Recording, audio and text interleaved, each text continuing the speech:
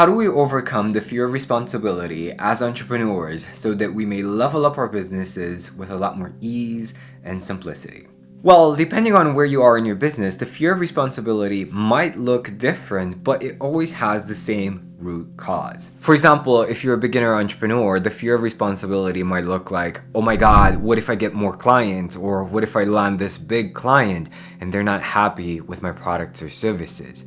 What if I disappoint them? Or if you're an intermediate entrepreneur with a small team, the fear of responsibility might look like, oh my God, what if I hire more people and I make a mistake and then they leave?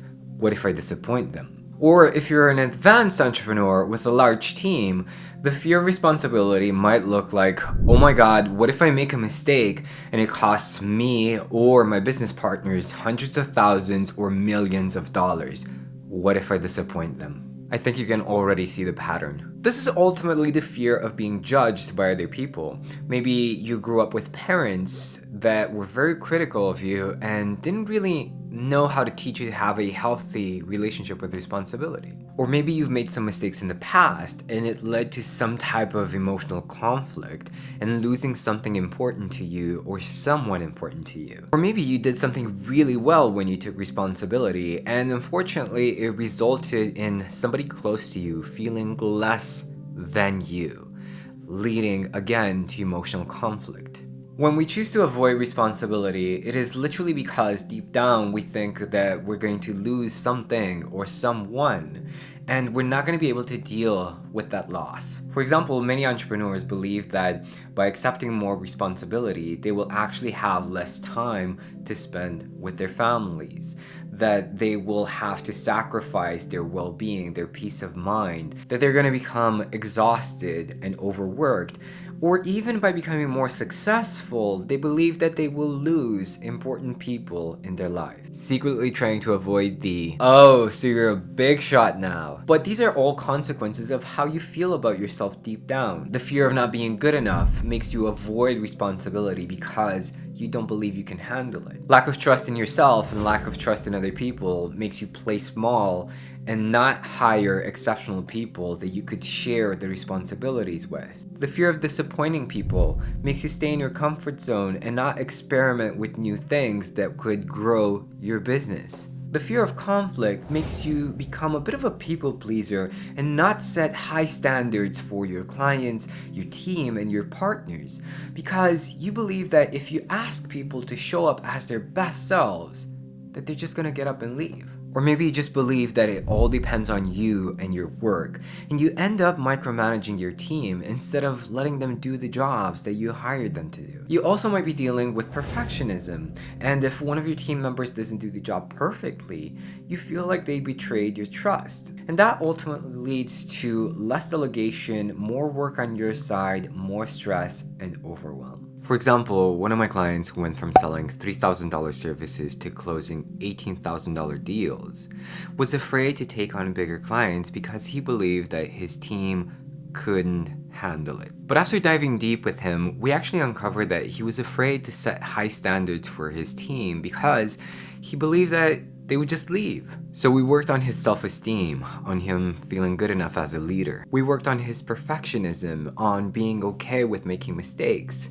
and being a lot more vulnerable with the people around him, being open about the things that he doesn't feel 100% confident in, or the things that he's afraid might happen. He learned to see his value as a leader, and he started to believe that he could attract exceptional people for his team that could do the tasks on time and without any drama. And that's exactly what happened. He stopped looking for validation externally in his clients and his team, and he found that inner validation to say that I am good enough. And that allowed him to think bigger and go after bigger and better clients who were less of a hassle than the previous ones and paid him better. So what can you do today to let go of the fear of responsibility, the fear of disappointing other people, so that you may level up your business with more ease and simplicity? You can start by having a more forgiving and understanding relationship with yourself. Start to appreciate yourself more and start to notice all the ways that you're showing up as a leader in your life,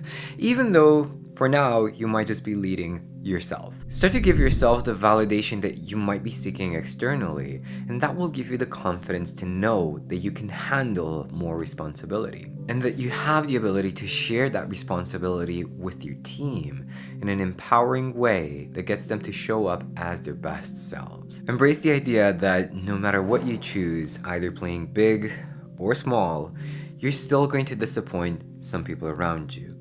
That is not something that you can control. So you might as well be going after your dreams and become the best version of you. Understand that you're not doing anyone a favor by setting high standards for yourself and lower standards for the people that you work with. Decide to expect nothing but the best from people and be okay with them choosing not to step up to the challenge. Know that there are many people looking for an opportunity to step up and become the best version of themselves. Just like what happened with my client. If you have a vision that you can achieve by yourself, you're not thinking big enough. Decide to create a system that allows you to hire exceptional people in your team. For example, a part of that system would be giving people a trial period where they can prove what they're saying in the job interview. And maybe decide to share the responsibility even though the work might not be perfect, because two people doing a job at 70 or 80% is much better than one person doing the job at 100%. I'd love to know what was the most valuable principle that you got from this video. Let me know below in the comments. And if you've enjoyed this video, you'll probably also really enjoy my video on how to overcome the fear of being judged as an entrepreneur. Check it out right here and let me know your thoughts.